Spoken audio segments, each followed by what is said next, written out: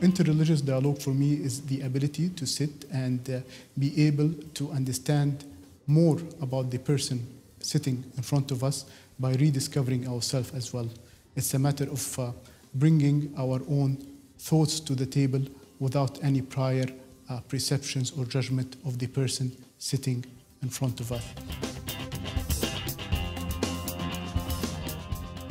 The most important thing about interreligious dialogue is a learning process. I think interreligious dialogue is, at its best, the opportunity to question your own tradition, your own values, your own way of thinking, believing. I think it goes along with fearlessness in terms of not fearing to lose your own identity or to lose your own faith just because you're confronted with another faith.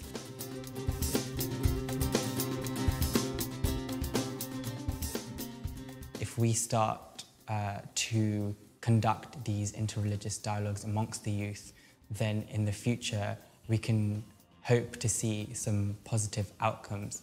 And if they do engage in these interreligious dialogues, then they start to understand other religions much better, other cultures much better, especially when we're living in a multicultural world where you come into so close contact with other people. So it's important to understand how they live and what their beliefs are so that you can respect them and not just judge them.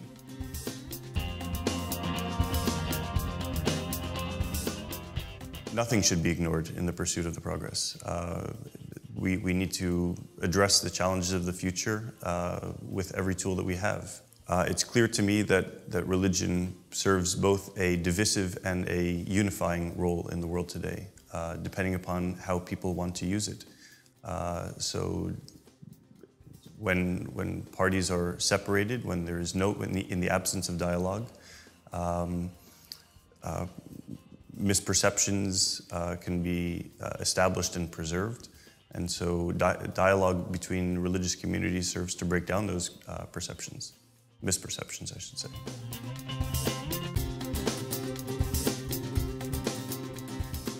If you bring people together, if you bring them in the same space, and you get them, once again, taking a very dialectical approach, you get them to see each other, to recognize that, hey, yeah, just like me, this person has 2 eyes and 2 ears and, has a family and loves people and has the ability to sense things and to touch, to feel, to hear, to smell, to believe, just like I believe.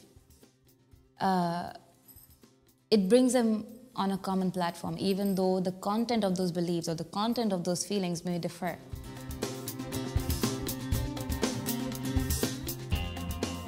If you really break it down, it's just about A, not being aware of the other person's point of view, and B, not caring about the other person's point, and not seeing everyone, as a human race. So I think the more you get to interact with people you do not agree with or who are different from you, the more you get to humanize them. And that is something that can be achieved. And if you talk about tangible things, things can be achieved on grassroots, maybe on community levels, with these youth interreligious dialogues.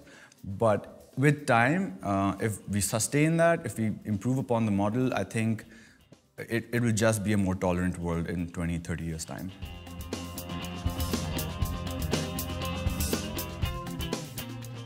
Youth are expected to take active role in interreligious dialogue. Youth are ambassadors. Youth travel around the world for study, for migration, for work. Now they are the most active on social media. The interaction between youth across cultures and religions is more and more.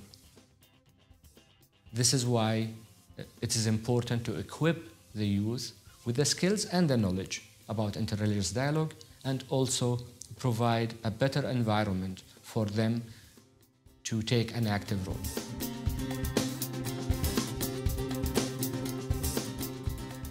KAICIID is developing many programs and activities.